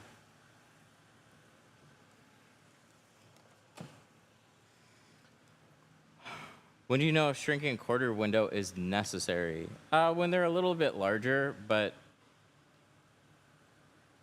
I would just tend to. So this one, I think I shrunk. I would shrink it, and this one I definitely shrunk. I just tend to, like, if I'm unsure and it's not going to be a hassle, you could always tint it and see. But just assume that most things need a little bit of shrinking. This looks really good. Turned out very nice. But I would assume most things need shrinking. I personally, like, I shrink damn near everything.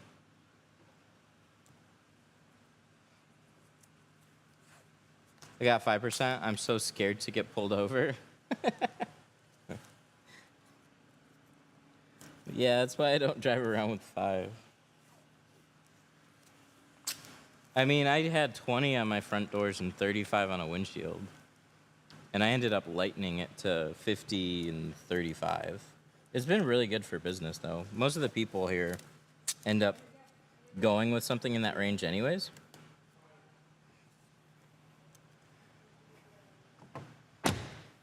So,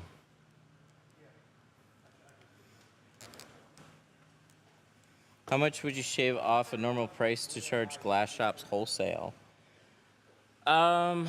See what they can charge. I would shoot for anywhere between like 60 and 80% of what they sell it for, and then have minimums on it. So like if they sell it for 200, then we would make like 220 off of that job.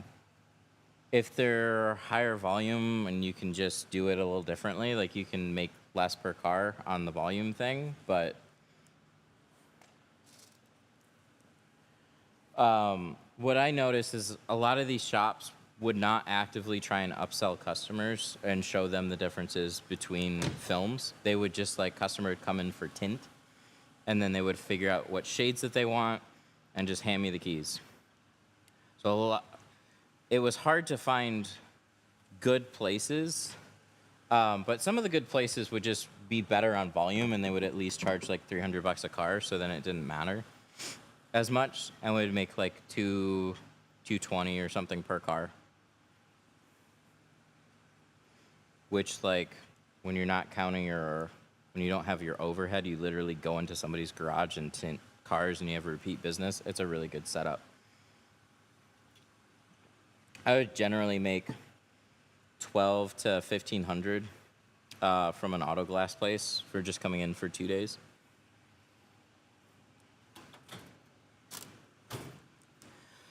Alrighty, well, this one is all set. Thank you guys so much for watching. We're gonna end this stream now, but we will be back again. Bye.